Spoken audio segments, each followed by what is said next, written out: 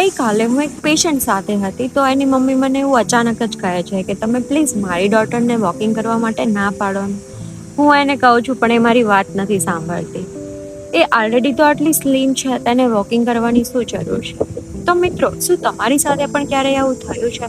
લોકો એવું વિચારે છે કે વોકિંગ કરવું એ પતલું થવા બરાબર છે, but this is a myth. Science એવું કહે છે કે વોકિંગથી ડાયરેક્ટલી વેઇટ લોસ નથી થતું. વોકિંગ આપણી સેલ્સની હેલ્થને ઇમ્પ્રૂવ કરે છે.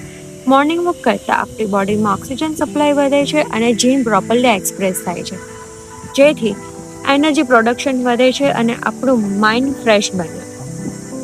એન્ડ ધ ફેક્ટ ઇઝ, આપણા ડીએનએના માઇટોકોન્ડ્રિયા એટલે કે એનર્જી ફેક્ટરીને એક્ટિવેટ કરવા માટે ઓક્સિજન ખૂબ જ ઇમ્પોર્ટન્ટ છે.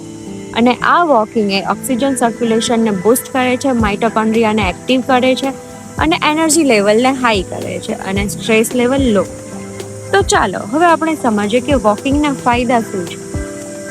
તો વોકિંગ એ સ્ટ્રેસ હોર્મોન એટલે કે કોર્ટિસોલને બેલેન્સ કરે છે, સેરોટોનિન ડોપામાઇનને રિલીઝ કરે છે અને સર્ક્યુલેશન સ્ટ્રોંગ કરે છે. એન્ડ લાસ્ટલી ઇમ્યુન સિસ્ટમને પણ બૂસ્ટ કરે છે. સો મિત્રો, walking is not for becoming a પતલું, it's for becoming a healthy, strong and positive.